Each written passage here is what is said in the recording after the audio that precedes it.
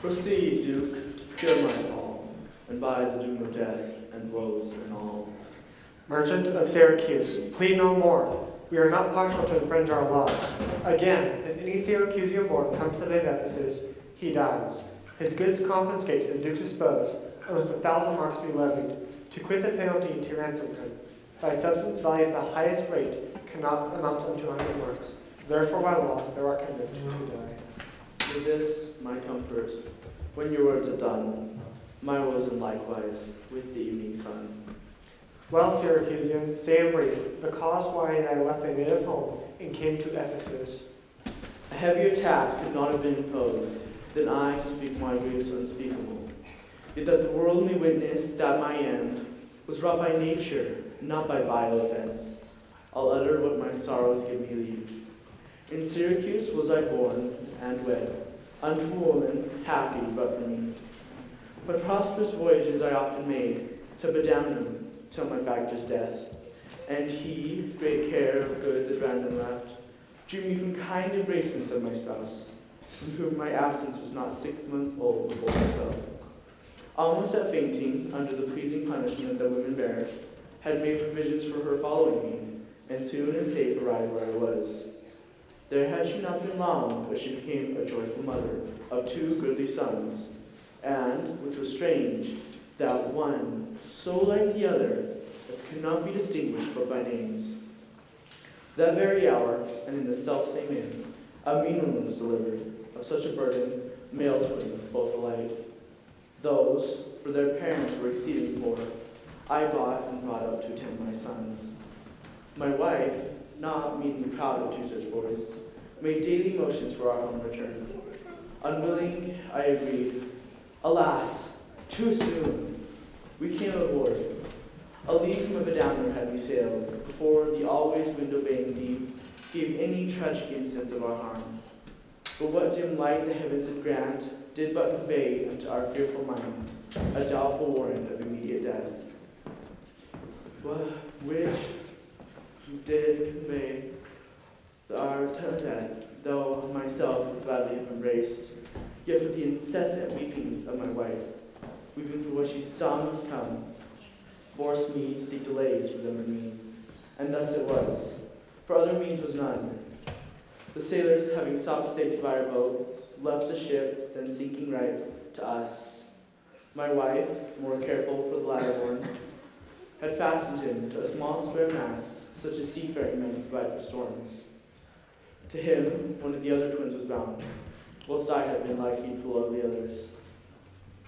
The children thus disposed, my wife and I, fixing our care on whom our care was fixed, fastened ourselves at either end of the mast, and, floating straight, obedient to the stream, were carried towards Corinth, as we thought. But, oh, let me say no more, gathered by the sequel that went before. Nay, forward, old man, do not break off so, for we may pity, though not pardon thee. Oh, had the gods done so, I had not now so worthily termed them merciless to us. For ere the ships could meet by twice 5 leagues, we were encountered by a mighty rock, which, being violently borne upon, splitted our helpless ship in the midst. My wife, poor soul, seeming as burdened with the lesser weight, but not with the lesser blow, was carried with more speed before the wind, and in our sights was carried up by fishermen of Corinth. Thus have you heard me severed from my bliss, that by misfortunes was my life prolonged, to tell sad stories of my own mishaps. And for the sake of them that thou sorrowest for, do me the favor to dilate it full. What hath befallen of them and thee till now?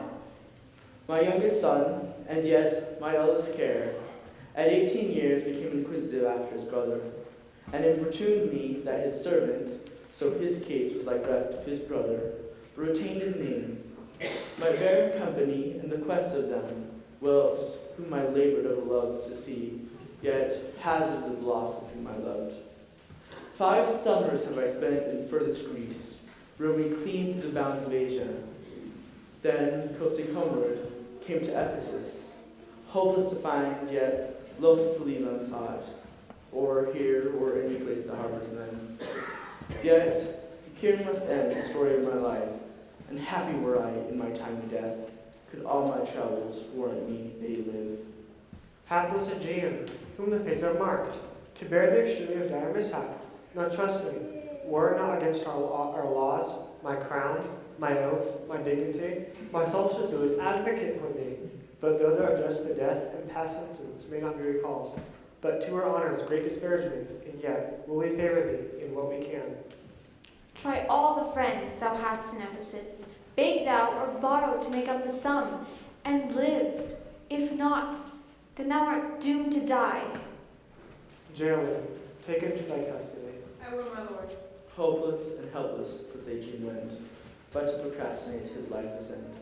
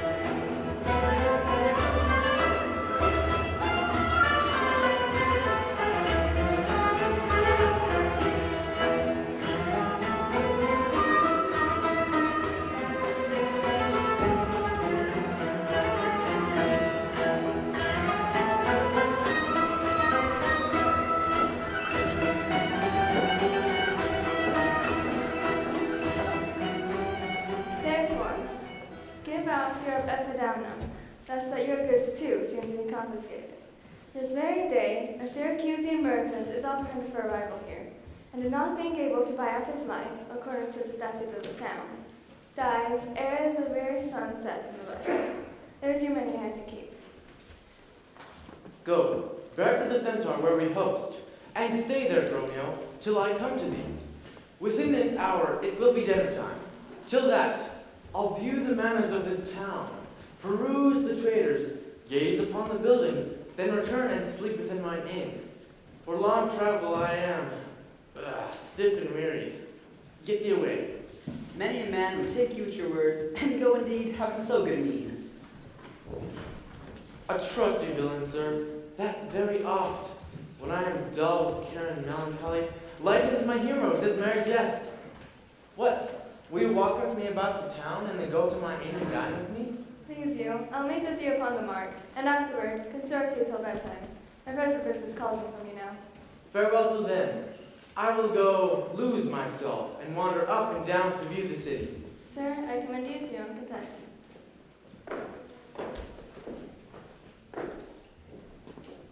He that commends me to mine own content commends me to a thing that I cannot get. I to the world am like a drop of water that in the ocean seeks another drop, who, failing there to find his fellow forth, unseen, inquisitive, confounds himself. So I, to find a mother and a brother, in quest of them, unhappy, lose myself. Here comes the almanac of my true date. How now, sir? How art thou returned so soon? Returned so soon? Rather approached too late. The capon burns, the pig falls from the spit. The clock has struck 12 upon the bell. My mistress made it one upon my cheek. She is so hot because the meat is cold. The meat is cold because you come not home. You come not home because you have no stomach. You have no stomach having broke your fast. But we that know what 'tis to fast and pray are penitent for your default today. Stop, in your wind, sir, and tell me this, I pray. Where have you left the money that I gave you? Oh, 6 pence that I had it Wednesday last, to pay the saddler for my mistress Crumper. The saddler had it, sir, I kept it not. I am not in a sport of humor now. Tell me, and dally not, where is the money? We being strangers here, how darest thou trust so great a charge from thine own custody? I pray you just, sir, as you sit at dinner. I from my mistress come to you in post. If I returned, I shall be post indeed, for she will score your fault upon my pate. Methinks your ma like mine should be your clock and strike you home without a messenger. Come, Dromio, come. These jests are out of season. Reserve them till a merrier hour than this. Where's the gold I gave in charge to thee? To me, sir? Why are you getting no gold to me? Come on, sir knave, have done your foolishness, and tell me how thou hast disposed of thy charge. My charge was but to fetch you from the mart, home to your house, the Phoenix, sir, to dinner. My mistress and her sister stay for you. Now, as I am a Christian, answer me. In what safe place you have bestowed my money, or I shall break that merry sconce of yours that stands on tricks when I am undisposed. Where's the 1,000 marks thou hadst of me? I have some marks of yours upon my pate, some of my mistress' marks upon my shoulders, but not 1,000 marks between you both. Thy mistress' marks? What mistress slave hast thou? Your worship's wife? My mistress at the Phoenix, she that doth fast till you come home to dinner, and prays that you will hie you home to dinner. Yea. Wilt thou flout me thus into my face, being forbid? There, take you that, sir knave. What mean you, sir? For heaven's sake, hold your hands. Nay, and you'll not, sir. I'll take my heels. By some device or other, the villain is o'erwrought of all my money. They say this town is full of cozenage, as nimble jugglers that deceive the eye. If it proves so, I'll be gone the sooner. Off to the centaur to go seek this slave. I greatly fear my money is not safe.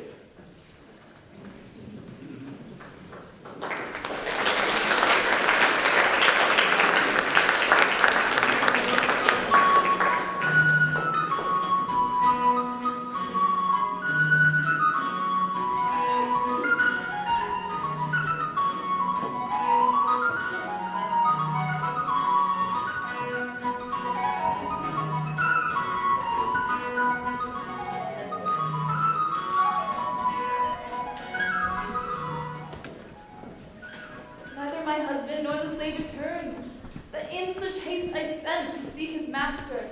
Sure, Luciana, it is 2 o'clock. Perhaps some merchant hath invited him, and from the mart he's somewhere gone to dinner. Good sister, let us dine, and never fret. A man is master of his liberty.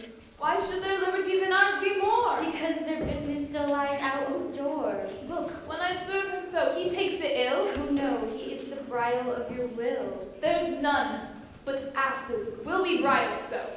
The beasts, the fishes, and the winged fowls are their male subjects and at their controls. Men are masters to their females and their lords, so let your will attend on their accords. This servitude makes you to keep unwed. Patience unmoved, no marvel though she pause. They can be meek that have no other cause. So thou, that hast no unkind mate to grieve thee, with urging, helpless patience would relieve me. But if thou live to see light right bereft, this full right patience in thee will be left. Well, I will marry one day. But to try. Here comes your man, now is your husband nigh. Say, is your tardy master now at hand? Nay, he's at 2 hands with me, and that my 2 ears can witness. But say, dost thou speak with him? Knowest thou his mind? Aye, he told his mind upon mine ear, for through his hand I scarce could understand it. But say, I prithee, is he coming home? It seems he hath great care to please his wife. Why, mistress, sure my master is horn mad. Horn mad? Thou villain! I mean not cuckold mad, but sure he's stark mad. When I desired him to come home to dinner, he asked me for 1,000 marks in gold.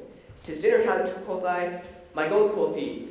Your meat doth burn, quoth I, my gold, quoth he. Will you come home, quoth I? My gold, quoth he. Where's the 1,000 marks I gave thee, villain? The pig, quoth I, is burnt. My gold, quoth he. My mistress, sir, quoth I. Hang up thy mistress, I know not thy mistress, out on thy mistress. Quoth who? Quoth my master. I know, quoth he, no house, no wife, no mistress. So that my errand due unto my tongue, I thank him, I bear home upon my shoulders. For in conclusion, he did beat me there. Go back again, thou slave, and fetch him home. Go back again and be new beaten home? For heaven's sake, send some other messenger. Back, slave, or I will break thy pate across. And he will bless that cross with other beating. Between you I shall have a holy head. Hence, prating peasant, fetch thy master home. Am I so round with you as you with me, that like a football you do spurn me thus? You spurn me hence, and he will spurn me hither. If I last in this service, you must case me in leather. I have impatience lower than your face. His company must do his minion's grace. whilst I at home starve for a merry look. If only age the alluring beauty took from my poor cheek, then he hath wasted it. Are my discourses dull, barren my wit? If voluble in sharp discourse be marred, unkindness blunts it more than marble hard. Oh, my defeatures, my decayed fair, a sunny look of his would soon repair. To unruly deer he breaks the pale and feeds from home. For I am 'tis stale. Self-harming jealousy, fight, get hence. Unfeeling fools can whistle strong suspense. I know his eye went otherwhere, or else what lets it? He would be here. Sister, you know he promised me a chain. That alone he would detain. Since that my beauty cannot please his eye, I'll weep what's left away and weeping die. How many fond fools serve that jealousy?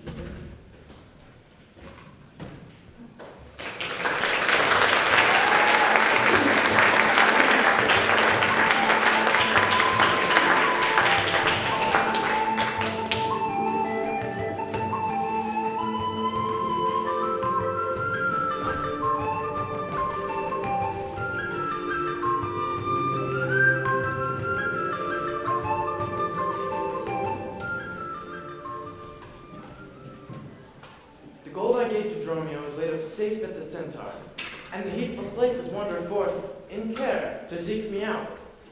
By computation and mine host's report, I could not speak with Dromio since at first I sent him from the mart.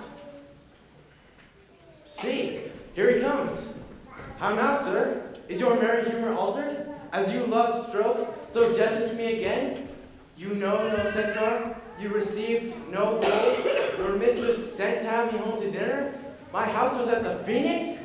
Wast thou mad, that so madly thou didst answer me? What answer, sir, when spake I such a word? Even now, even here, not half an hour since. I did not see you since you sent me hence, home to the centaur with the gold you gave me.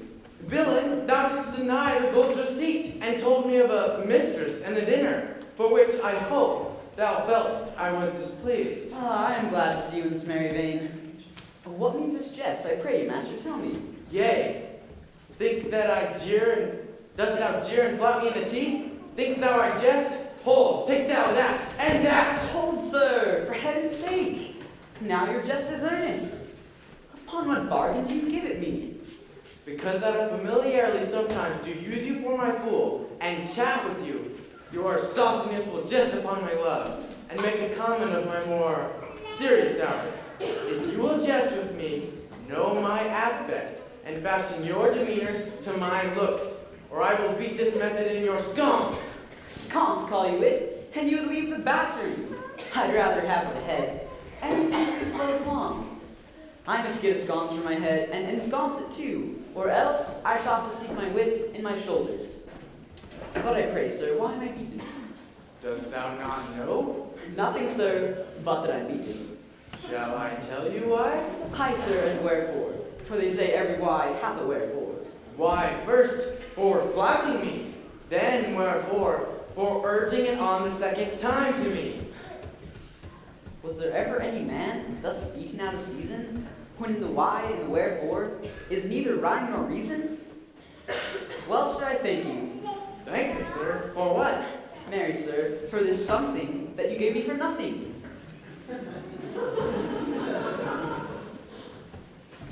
I'll make you amends next, and give you nothing for something. But say, sir, is it dinner time? No, sir, I think the meat wants that I have. And good time, sir. What's that? Basting. Well, sir, then 'twill be dry. If it be, sir, I pray you be under. Your reason? Lest it make you choleric, and purchase me another dry basting. Well, sir, learn to jest in good time. There's a time for all things. I durst have denied that before you were so choleric. By what rule, sir? Marry, sir, by a rule as plain as the plain bald paid to Father Time himself. But soft, who walks us yonder?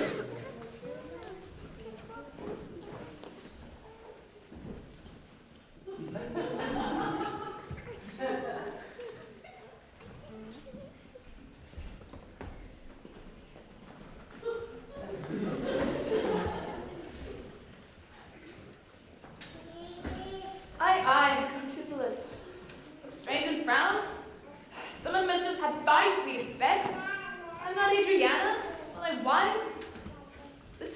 once, when thou unurged wouldst vow, there never words were music to thine ear, there never object pleasing in thine eye, there never touch or welcome to thy hand, there never meat sweet savor to thy taste, unless I spake or looked or touched or carved to thee.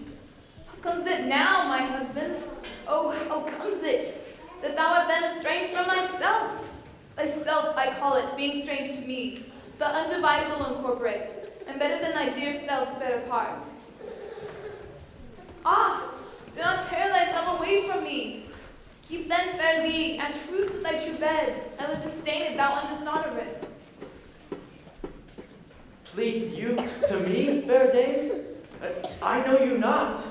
In Ephesus I am but 2 hours old, as strange unto your town as to your talk. Who, every word by all my wit being scanned, wants wit in all one word to understand. My brother, how the world is changed with you. When were you wont to treat my sister thus? She sent for you by Dromio home to dinner. By Romeo? By me? By thee, in this thou didst return from him, but he did buffet thee, and in his blows denied my house for his, me for his wife. Did you, sir, converse with this gentlewoman? What is the course and drift of your compact? I, sir? I never saw her till this time. Villain, thou liest, for even her very words didst thou deliver to me on the marks. I never spake with her in all my life. How can she thus then call us by our names, unless it be by inspiration? How ill agrees it with your gravity, to counterfeit this grossly with your slave, abetting him to thwart me in my mood. Be it my wrong, you are from me exempt, but wrong not that wrong with more contempt. Come, I will fasten on this sleep of thine. Thou art an elm, my husband, I a vine, whose weakness married to thy stronger state, makes me with thy strength communicate. If aught possesses thee from me, it is dross, usurping ivy, briar, or idle moss, all for want of pruning with intrusion, infect thy sap and live on thy confusion. To me she speaks. She moves me for her theme. What, was I married to her in my dream? Or sleep I now, and think I hear all this? What error drives her eyes and ears amiss? Until I know this sure uncertainty, I'll entertain the outward fallacy. Dromio, go bid the servants spread for dinner. Oh, for my beads, I cross me for a sinner. This is the fairyland, spite of spites. We talk with goblins, owls, and sprites. And if we obey them not, this will ensue. They'll suck our breath, or pinch us black and blue. Why pratest thou to thyself and answer not? Dromio, thou drone, thou snail, thou slug, thou sot. I am transformed, master, am I not? I think thou art in mind, and so am I. Nay, both in mind and in my shape. Thou hast thine own form. No, I'm an ape. Come, come, no longer will I be the fool, to put the finger in the eye and weep. Whilst man and master laugh my most to scorn? Come, sir, to dinner. Dromio, keep the gate. Sirrah, if any ask you for your master, say he dines forth, and let no creature enter. Come, sister. Dromio, play the porter well. Am I in earth, in heaven, or in hell? Sleeping or awake? Mad or well advised? Master, shall I be porter at the gate? Aye, and let none enter, lest I break your pace. Come, Antipholus, we dine too late.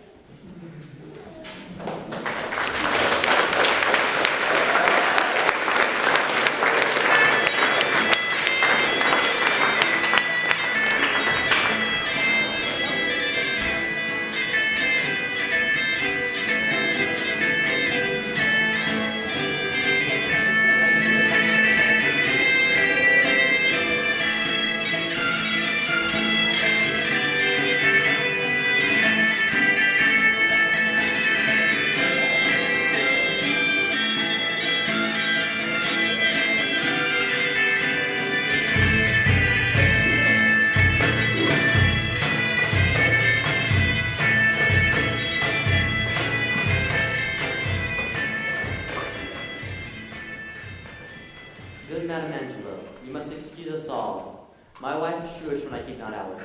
Say that I lingered with you at your shop to see the making of her carcenet, and that tomorrow you will bring it home.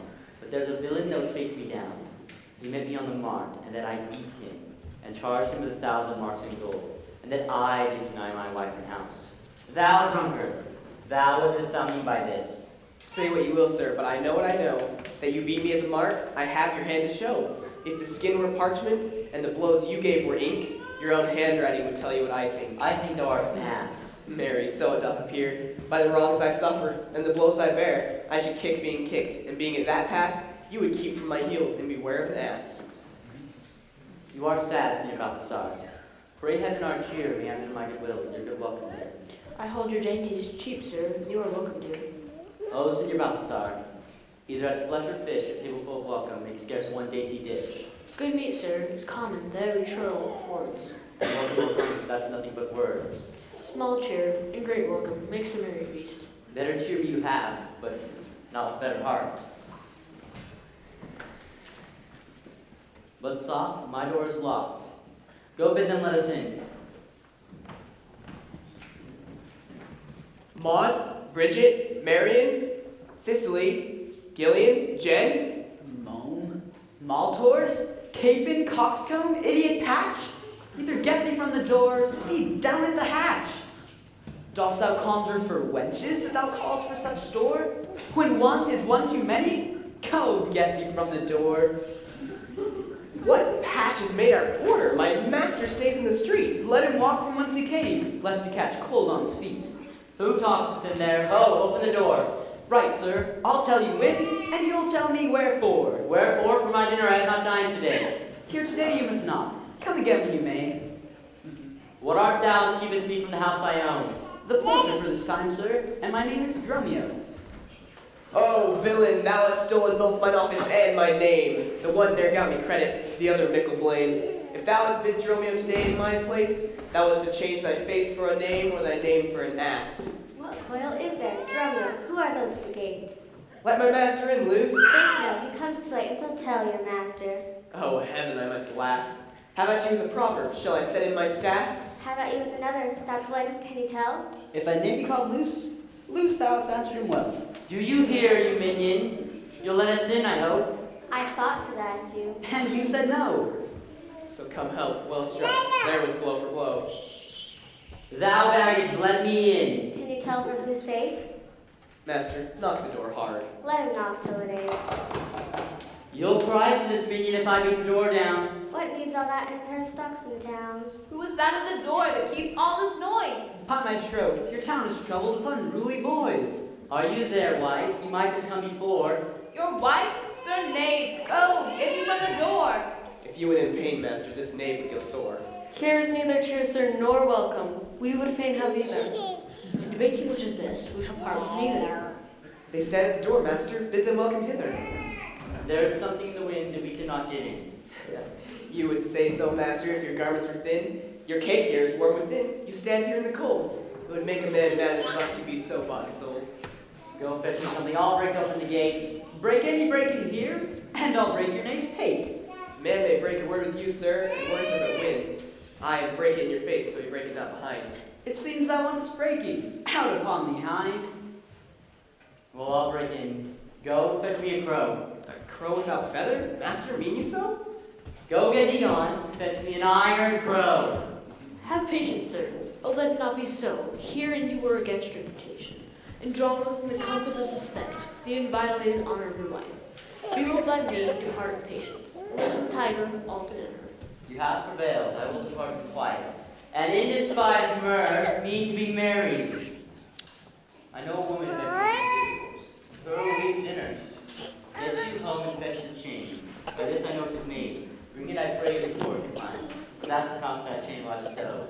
Be it for nothing but to spy my wife. Upon my hostess, there, good madam, make haste. Since mine own doors refuse to entertain me, I'll knock elsewhere and see if they'll disdain me. I'll meet you at that place some hour hence. Do so, this jest shall cost me some expense.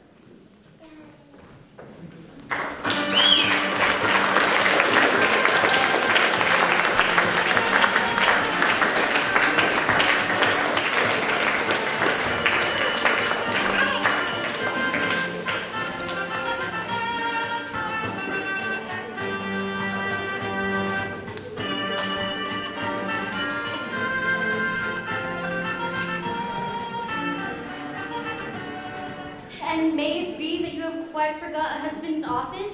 Shall Antipholus, even in the spring of love, thy love springs rot? Shall love in building grow so ruin it? If you did wed my sister for her wealth, then for her wealth's sake use her with more kindness. Or, if you like elsewhere, do it by stealth. Muffle your false love with some show of blindness. Let not my sister be hid in your eye. Look sweet, speak fair, become disloyalty. Then, gentle brother, get you in again. Comfort my sister, cheer her, call her wife. 'Tis holy sport to be a little vain, with the sweet breath of flattery conquers strife. Sweet mistress, what your name is else I know not, nor by what wonder you do hit on mine. Against my soul's pure truth, why labor you, to make it wander in an unknown field? Are you a god? Would you create me new? Transform me then, and to your power I'll yield. But if that I am I, then well I know, your weeping sister is no wife of mine. Nor to her bed no homage do I owe. Far more to you do I decline. Oh, train me not, sweet mermaid, to thy note, to drown me in thy sister's flood of tears. Sing, siren, for thyself, and I will dote. Spread o'er the silver waves thy golden hairs. What, are you mad that you do reason so? Not mad, but mated. How? I do not know. It is a fault that springeth from your eye. For gazing on your beams, fair sun being by. Gaze where you should, and that will clear your sight. As good to wink, sweet love, as look on night. Why call you me love? Call my sister so. Thy sister's That's sister. my sister. No, it is thyself. Mine own self's better part. Mine eye's clear eye, my dear heart's dearer heart.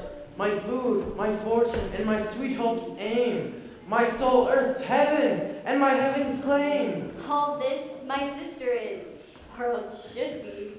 Call thyself sister, sweet, for I aim thee. Thee will I love, and with thee lead my life. Thou hast no husband yet, nor I no wife. Give me thy hand. Oh, soft sir, hold you still. I'll fetch my sister to get her good will.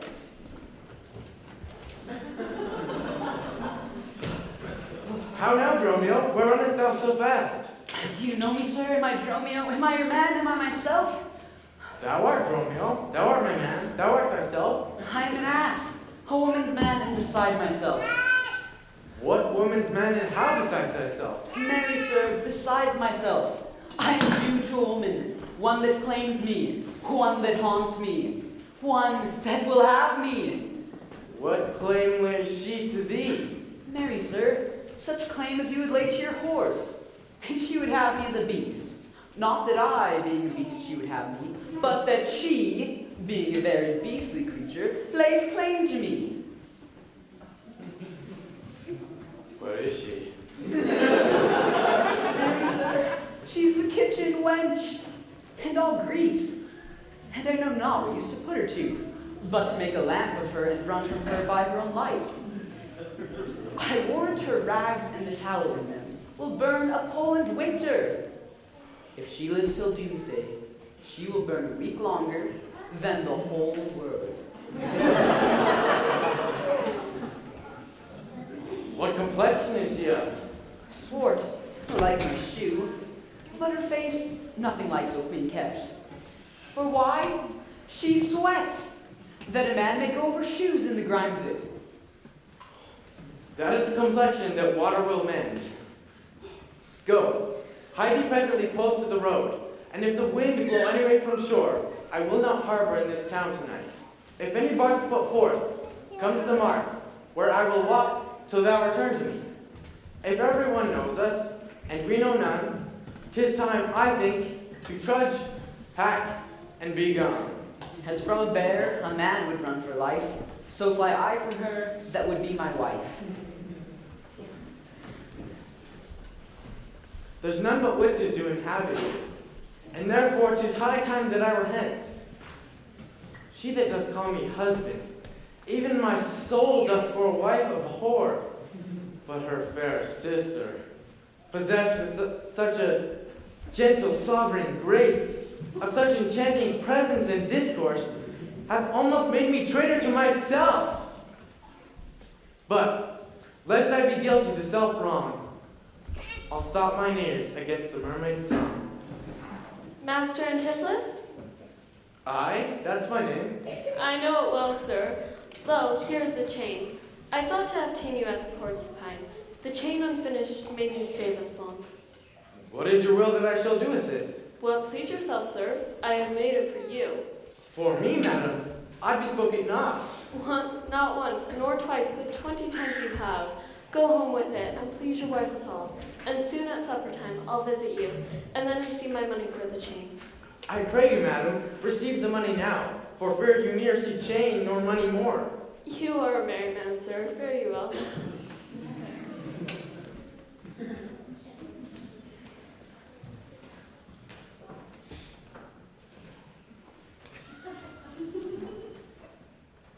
What I should think of this, I cannot tell. But this I think, there's no man is so vain that would refuse so fair an offered chain. I see a man here needs not live by shifts, when in the streets he's met with such golden gifts. All to the mark, and therefore Dromio stay. If any ship put out, then straight away.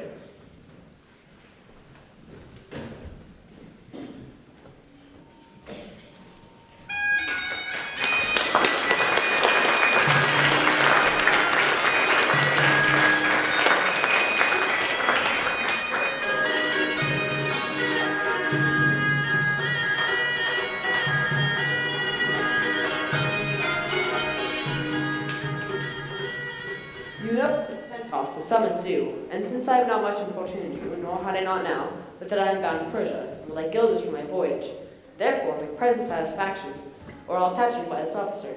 Even just the sum that I do owe to you is growing to me by Antipholus, and in the instant that I met with you, he had me a chain. At 5 o'clock I shall receive the money for the same. Please, if you walk with me down to his house, I will discharge my bond and link you to. That labor may you save. See where he comes.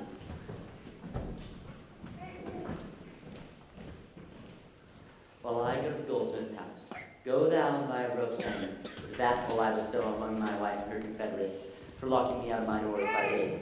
But soft, I see the goldsmith there. Go, get you home and buy a chain, and bring it home to me. I buy £1,000 a year, I buy a rope.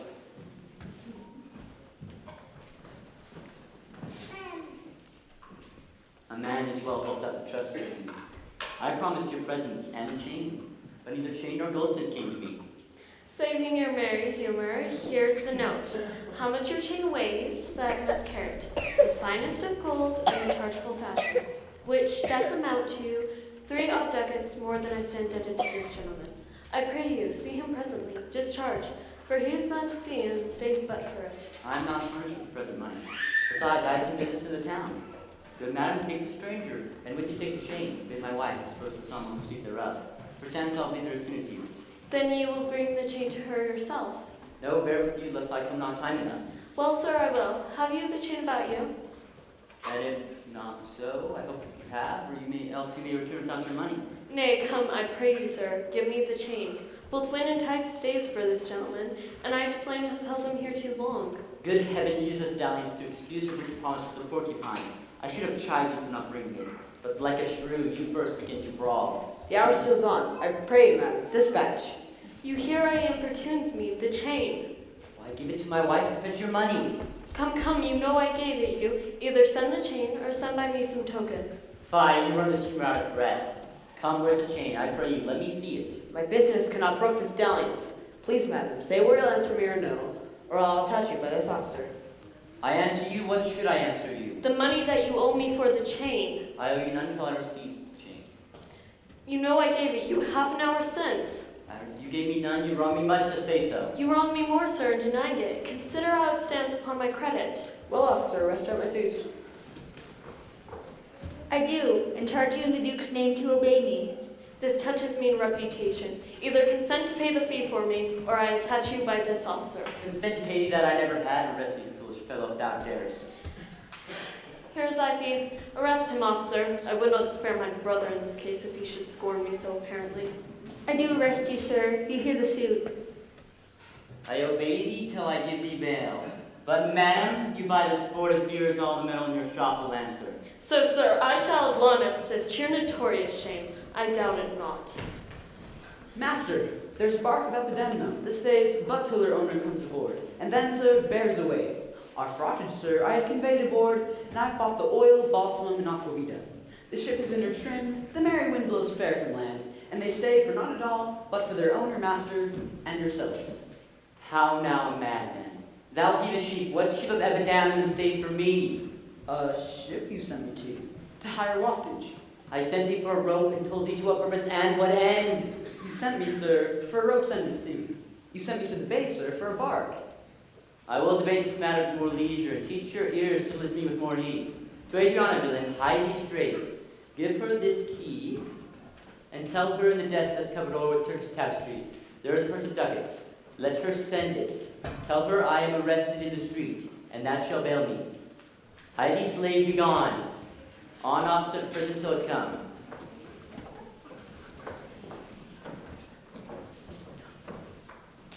To Adriana's? Oh, that is where we dined. Where Dosabel claimed me for her husband. She's too big, I hope, for me to compass. Thither I must, although against my will, for servants must their master's minds fulfill.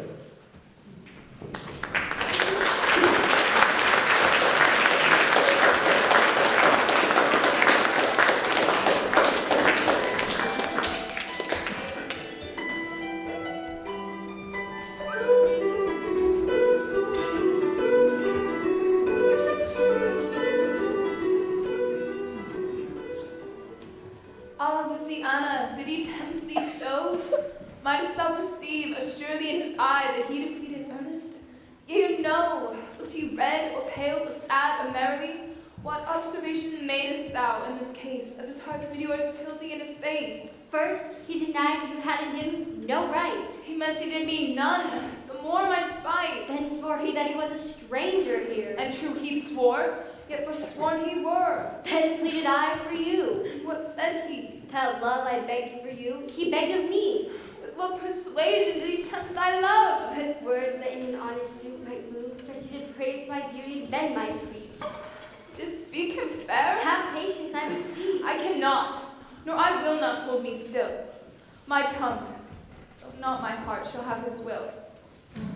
He is deformed, crooked, old, and sere, ill-faced, worse body, shapeless everywhere. And yet would herein others' eyes were worse. My heart prays for him, though my tongue do curse. Here, go. The desk, the purse. Sweet now, make haste. How hast thou lost thy breath? By running fast. Where is thy master, Dromio? Is he well? A devil in an everlasting garment hath him, one whose heart is buttoned up with steel, a hound that runs counter, and yet draws dry foot well, one that before the judgment carries poor souls to hell. My man, what is the matter? I do not know the matter. He is rested on the case. Tell me, was he arrested? Not on a band, but on a stronger thing. A chain, a chain. Do you not hear it ring? What? The chain? No, the bell. 'Tis time that I were gone. It was 2 hours ere I left him, and now the clock strikes 1. The hour's come back. That did I never hear. Oh yes, if any hour meet a sergeant, I turns back for very fear. Go, Dromio. There's the money. Bear it straight, and bring thy master home immediately. Come, sister, I am pressed down with conceit my comforts and my injury.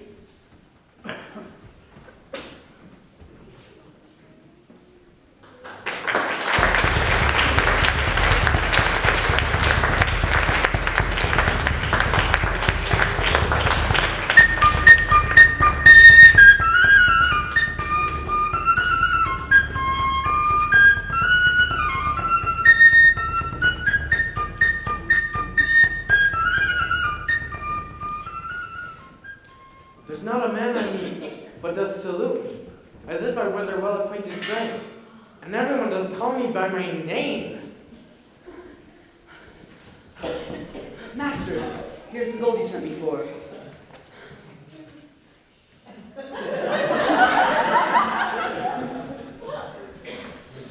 Well, sir, ship puts forth. May it be gone.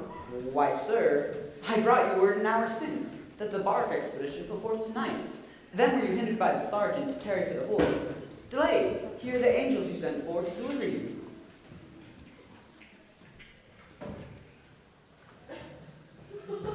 The fellow is distract. And so am I. And here we wander in illusions. Some blessed power deliver us from hence. Well met, Master Antipholus. I see, sir, you have found the goldsmith now. Is that the chain you promised me today? Satan, avoid! I charge thee, tempt me not! Master, is this Mistress Satan? It is the devil. Nay, she is worse. She's the devil's dame. And here she comes in the habit of a light wench. It is written they appear to men like angels of light. Light is the effect of fire, and fire will burn. Ergo, light wenches will burn. Come not near her. Your man and you are marvelous merry, sir. Will you go with me? We'll mend our dinner here. Master, if you do, expect spoon me, or speak a long spoon. Why, Romeo? Marry, he must have a long spoon that must eat the devil. Avoid then, fiend! What tellst me thou of supping? You are, as you all are, a sorceress. I conjure thee to leave me and be gone. Give me the ring of mine you had at dinner, or for my diamond, the chain you promised, and I will be gone, sir, and not trouble you. Some devils ask but the pairing of one's name. A rush, a hair, a drop of blood, a pin, a nut, a cherry stone. But she, more covetous, would have a chain. Master, be wise, and if you give it her, the devil will shake her chain and fright us with it. I pray you, sir, my ring or else the chain. I hope you do not mean to cheat me so. Avaunt thou, witch! Come, Romeo, let us go. Fly, pride, says the peacock, mistress that you know. Now, out of doubt, Antipholus is mad, else would he never so demean himself. A ring he hath of mine worth 40 ducats, and for the same he promised me a chain. Both one another he denies me now. The reason that I gather he is mad, besides this present instance of his rage, is a mad tale he told today at dinner, of his own doors being shut against his entrance. Belike his wife, acquainted with his fits, on purpose shut the doors against his way. My way is now to hie home to his house and tell his wife that, being a lunatic, he rushed into my house and took perforce my ring away. This course I fittest choose, for 40 ducats is too much to lose.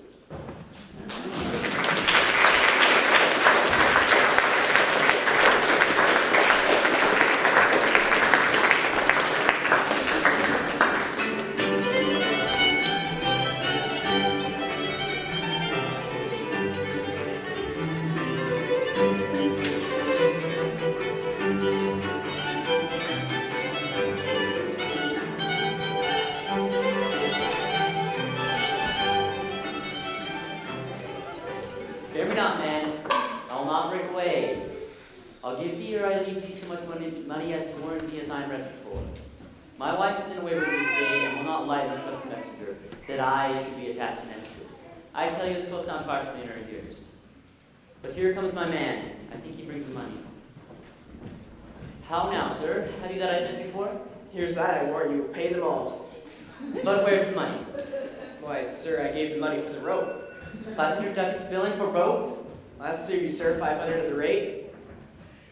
What end did I bid thee hie thee home?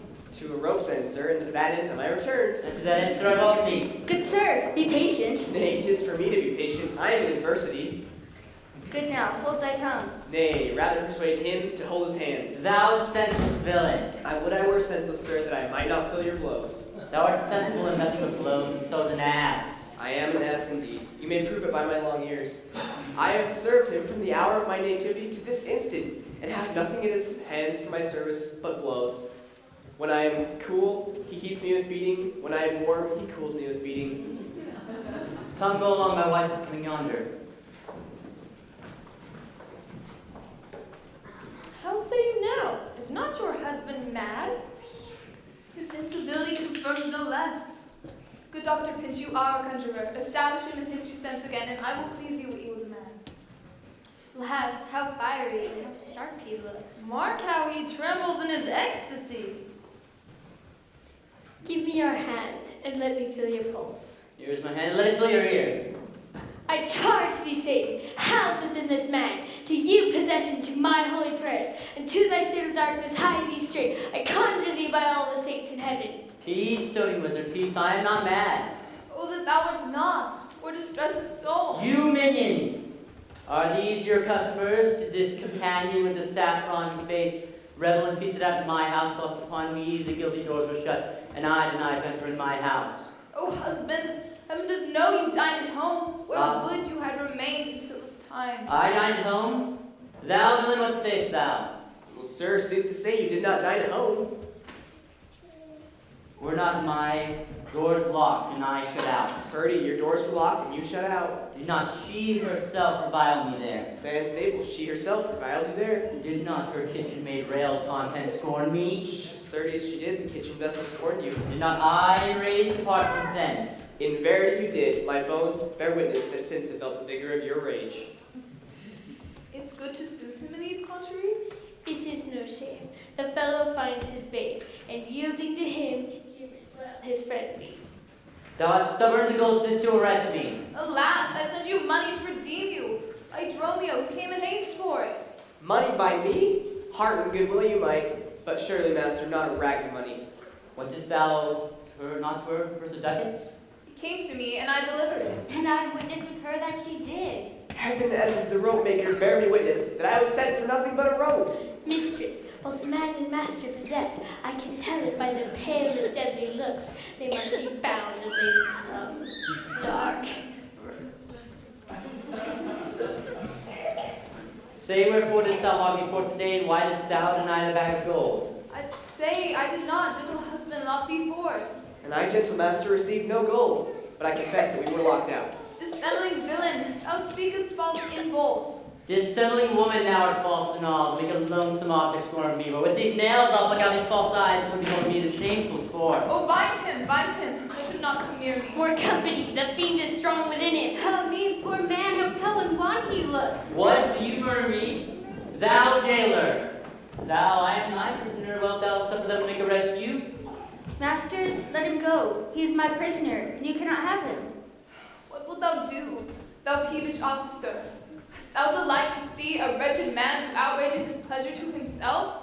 He is my prisoner. If I let him go, the debt he owes will be required of me. I will discharge thee ere I go from thee.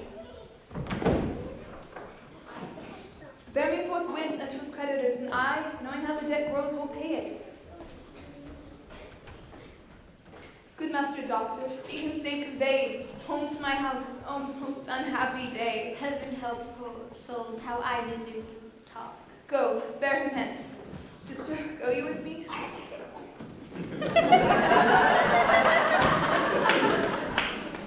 Say now, whose suit is he arrested at? One Madame Angelo, a goldsmith. Do you know her? I know the woman. What is the sum he owes? 200 ducats. Say, how grows it due? Due for a chain your husband had of her. He did bespeak a chain for me, but had it not. When as your husband, all in rage, today came to my house and took away my ring. The ring I saw upon his finger now. Straight after did I meet him with the chain. It may be so, but I did never see it. Come, jailer, bring me where the goldsmith is. I long to know the truth there at large.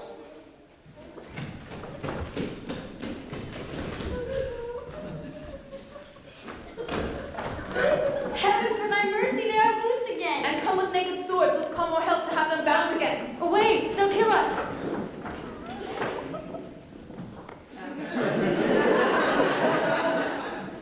I see these witches are afraid of swords. She that would be your wife now ran from you. Go to the centaur. Fetch our stuff from thence. I long that we were safe and sound aboard. Faith, stay here this night. They will surely do us no harm. You see, they speak us fair. Give us gold.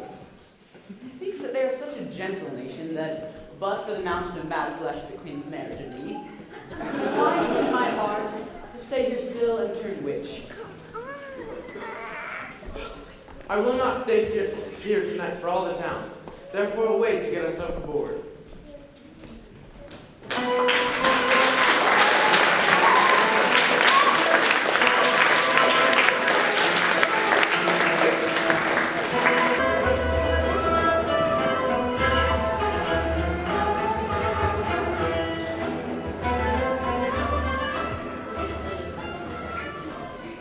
I'm sorry, sir, that I have hindered you, but I protest he had the chain of me. The most dishonestly he doth deny it. How's man esteemed here?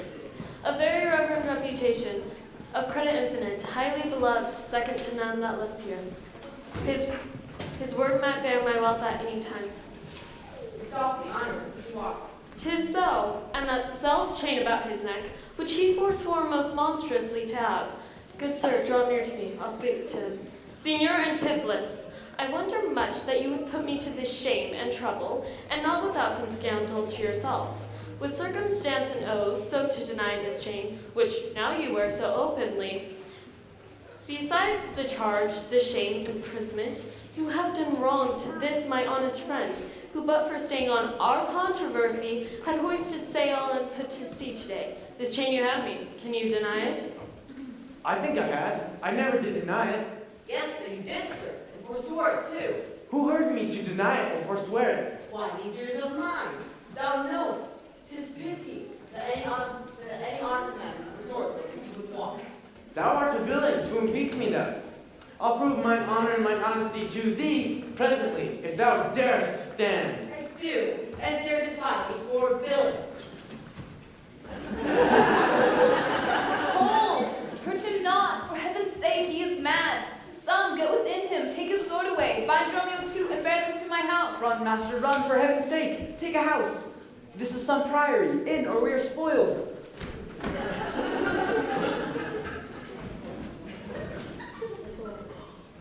Be quiet, people. Wherefore throng you hither? Fetch my poor distracted husband hence.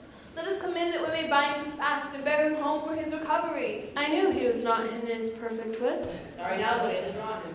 How long has this possession held the man?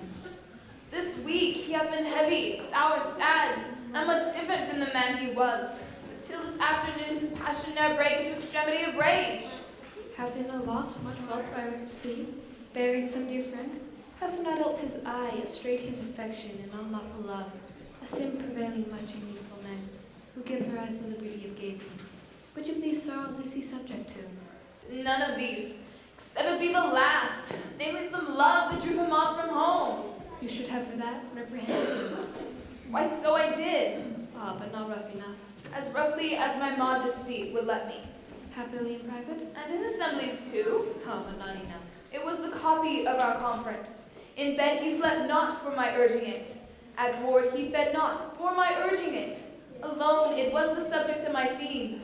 In company I often glanced it, still did I tell him it was vile and bad. Thereof cometh that the man was mad. The venom clamors of a jealous woman, poisons more deadly than a mad dog's tooth. It seems his sleeps are hindered by thy railing. Thereof cometh that his head is light. Thou sayest his meat was sauced with thy upbraiding. Unquiet meals make ill digestion. Thereof the raging fire of fever bred. And what is a fever but a fit of madness? Thou sayest his sports were hindered by thy brawls. Sweet recreation barred, what doth ensue but moody and dull melancholy? She never reprehended him but mildly, when he demeaned himself rough, rude, and wildly. Why bury these rebukes and answer not? She did betray me to my own reproof. Good people enter and lay hold on him. No, not a creature enters into my house. Then let your servants bring my husband forth. Neither. He took this place for sanctuary, and I shall privilege him from my hands, till I brought him to his wits again, or lose my labors in saying it. I will attend my husband, be his nurse, diet his sickness, for it is my office, and will have no attorney but myself. Therefore, let me have him home with me. Be patient. Thou shalt not. No, I will not let him stir till I have used the two things I have, with wholesome service, drugs, and holy prayers, to make of him a formal man again. It is a branch and parcel of my oath, charitable duty of my order. Therefore depart, and leave him here with me. I will not hence and leave my husband here, and ill it doth beseem your holiness to separate the husband and the wife. Be quiet and depart. Thou shalt not have him. Complain unto the Duke of this indignity. Come, go.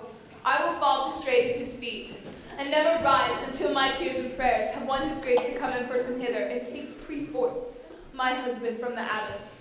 By this I think the knowledge will apply, and I'm sure the Duke himself comes this way, the melancholy bill of death and sorry execution, climbed into the abbey here. Upon what cause? To see a reverend execution merchants who, unluckily to disobey against the laws and statutes of this town, beheaded public for his offense. See where they come. We will behold his death. Kneel to the Duke before he passes the abbey.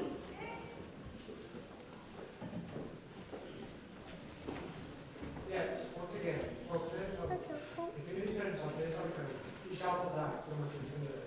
Justice, most sacred Duke, against the abbess. She is virtuous and right with thee. It cannot be that she hath done wrong. May it please your grace, Antipholus my husband, who I made lord of me and all I had. At your important letters, this ill day, a most outrageous fit of madness took him, that desperately he hurried through the street, with him his bondman, all as mad as he, doing displeasure to the citizens by rushing their houses, bearing thence, bringing stools, anything is raised in life. One said to get him bound and sent him home. None, I want not by what strong escape. He broke from those that had the regard of him. He came again to bind them, then they fled into this abbey, whither we pursued them. And here the abbess shuts the gates on us, and will not suffer us to fetch him out, nor send him forth that we may bear him hence. Therefore, most gracious Duke, with thy command, let him be brought forth and borne thence for help. Go, some of you. Look at the abbey, nearly the hours come to me. I'll determine this before I stir.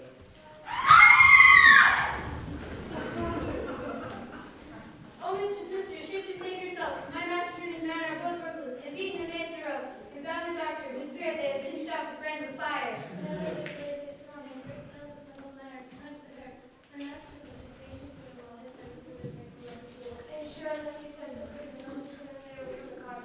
Peace, fools! Thy master and his man are here, and this is false thou dost report to us. Mistress, upon my life, I tell you true, I cannot breathe almost as I didn't see it. He cries, he would vows, he take you, scorch your face, and disfigure you. Come, stand by me. Fear nothing. Guard the elbows. On me, it is my husband. Witness you that he is born about invisible. Even now, we house him in the abbey here. Now he's there, as thought of human reason. Justice, most gracious Duke, O grant me justice, even for the service that long since I did thee, when I withstood thee in the wars and took deep scars to save thy life, even for the blood that then I lost for thee, now grant me justice. Discover how, and thou shalt find me just. And that's the fear of death that made me dote. I see my son, Antipholus, and Dromio. Justice, sweet prince, against that woman there, she whom thou gavest me to be my wife, that hath abused and dishonored me, even in the strength and height of her beyond imagination is wrong, as she this day has shame was thrown on me. A most grievous fault. Say, woman, is that so? No, my good lord. Myself, he, and my sister today did dine together. So we fall my soul as is his fault, he burdens me with all. Near may I look on day nor sleep on night, but she tells to your highness simple truth. O perfervid woman, they are both forsworn, and this madman justly charged them. My liege, I advise that what I say neither disturb the effect of wine nor hate rash, provoke the raging ire, albeit my wrongs might make one wiser man. This woman locked me out from this day from dinner. That goes there, were she not packed with her, to witness it, she was with me then, who parted with me to go fetch a chain, promising to bring it to the porcupine, where Balthazar and I dined together. Our dinner done, and she not coming hither, I went to seek her. In the street I met her, and in her company, that gentleman, there did this purse gold since my renown, that I this day of her received a chain, which heaven knows I saw not. For the which she did arrest me with an officer. I did obey and sent my peasant home for certain ducats. He with none returned, and I bespoke the officer to go in person with me to my house. By the way, we met my wife, her sister. They brought one pinch, a hungry, lean-faced villain, a needy, hollow-eyed, sharp-looking wretch, a living dead man. This pernicious lady forsook on him as a conjurer. They fell upon me, bound me, bore me thence, and in a dark and nameless vault there left me and my man both bound together, till gnawing with my teeth, my bonds asunder, I gained my freedom and ran hither to grace whom I beseech to give me ample satisfaction for these deep shames and great indignities. My lord, in truth, thus far, I witnessed with him that he dined not at home, but was locked out. I sent your chain of lady. He did, my lord, and when he ran in here, these people sought about his neck. Besides, it will be sworn these was mine. Heard thee after you first were sword from the mark. Thereupon I drew my sword on you. And once you fled down here. Once I leave here, come by miracle. I never came within these alley walls, nor ever didst thou draw thy sword on me. I never saw the chain, so help me heaven. And this is false, you burden me withal. What is impeached is this. I think your work and serious cut. If here you housed him, here you would have been. If he were mad, he would not breathe so coldly. You say he dined at home, but the goldsmith here denies that saying. Sirrah, what say you? Sir, he dined with her there at the Porcupine. He did, and from my finger snatched that ring. 'Tis true, my liege, this ring I had of her. Sawest thou good in the abbey? As sure, my liege, as I do see your face. Why, this is strange. Go, call the abbess hither. I think you are all mated or stark mad. Most mighty Duke, vouchsafe me speak a word. Happy I see your friend, who saved my life, and pay the sum that may deliver me. Speak freely, sir. Say what thou wilt. Is not your name, sir, called Antipholus, and is not this your bondman, Dromio? Within this hour I was his bondman, sir. But he, I thank him, not into my cords. Now my Dromio and his man unbound. I am sure you, both of you, know me. I never saw you in my life till now. Oh, grief hath changed me since you saw me last, and careful hours of time's deformed hand have written strange features in my face. Yet tell me this, dost thou not know my voice? Neither. Dromio, nor thou? No, trust me, sir, nor I. I am sure thou dost. But I am sure I do not. Whatever a man denies, you are now bound to believe him. Not know my voice, O time's extremities. Hast thou so cracked and split my poor tongue in 7 short years, that here my only son knows not my feeble keys of undue cares? Though now this face of mine be hid in sap-consuming winter-chill snow, and all the conduits of my blood froze up, yet hath my nighted life some fading memory. These dull deaf ears little used to hear. All these old witnesses, I cannot err. Tell me thou art my son, Antipholus. I never saw my father in my life. But 7 years since, in Syracusa, boy, thou knowest we parted. But perhaps, my son, thou shamest to acknowledge me in misery. The Duke and all that know me in the city can witness it is not so. I never saw Syracusa in my life. For 20 years, I have been Antipholus, during which time he never saw Syracuse. I see that age endangers me if you don't. Most mighty Duke, behold a man much wronged. I see 2 husbands, or my eyes deceive me. One of these men is genius to the other. And so of these. Which is the natural man and which the spirit? Who deciphers them? I, sir, am Dromio. Command him away. I, sir, am Dromio. Pray let me stay. Agent, art thou not? Or else his ghost? Oh, my old master, who hath bound him here?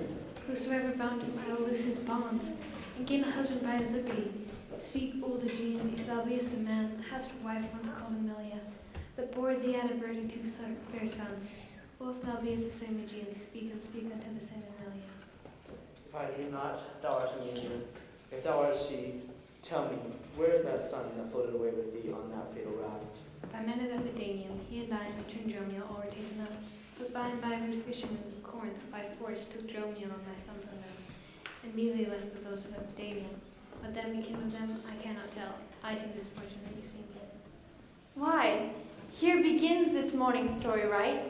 These 2 Antipholus, these 2 so like, and these 2 Dromios, one in semblance, besides her urging of her wreck at sea. These are the parents to these children, which accidentally are met together. Antipholus, looking for Corinth first. No, sir, not I. I came from Syracuse. Say, stand apart. I know not which is which. I came from Perth, my most gracious lord. And I with him. Brought to this town by that most famous warrior, Duke Metaphon, your most renowned uncle. Which of you two did dine with me today? I, gentle mistress. And are you not my husband? No, I say nay to that.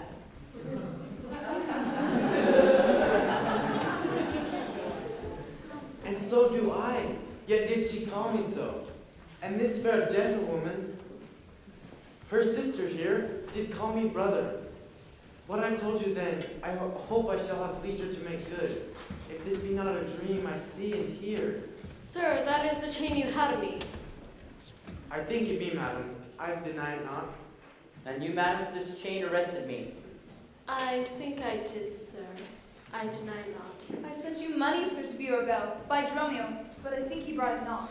No, none by me. This purse of ducats I received from you, and Dromio, my man, did bring them me. I see we still did meet each other's man. And I was ta'en for him, and he for me. And thereupon these errors are arose.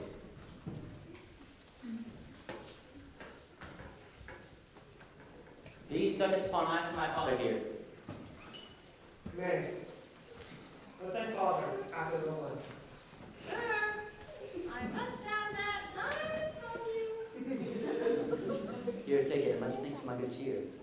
Renowned Duke, vouchsafe to take the pains to go with us into the abbey here, and here at large discourse all our fortunes, and all that are assembled in this place, that by this sympathized one day's air have suffered wrong. Go, keep us company, and we'll make full satisfaction. 25 years have I begun in travail of you, my sons, nor till this present hour my heavy burdens are delivered. The Duke, my husband, and my children both, and you, the calendars of their nativity, go to a gospel's feast, and go with me after so long grief, such nativity. With all my heart, I will gossip at this feast. Master, shall I fetch your stuff from shipboard? Dromio, what stuff of mine hast thou in the bars? Your goods are laid host, sir, at the Centaur. To me he speaks. I am your master, Dromio. Come, go with us. We'll look to that and none.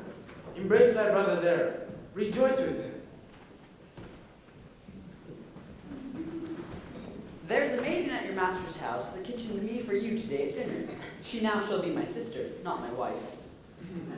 Methinks you are my glass and not my brother. I see by you I am a sweet-faced youth. Will you walk in to see their gossiping? Not I, sir. You are my elder. That's a question. How shall we try it? We'll draw cuts for the senior. Till then, lead thou first. Nay, then thus. We came into the world like brother and brother. Now let's go hand in hand, not one before the other.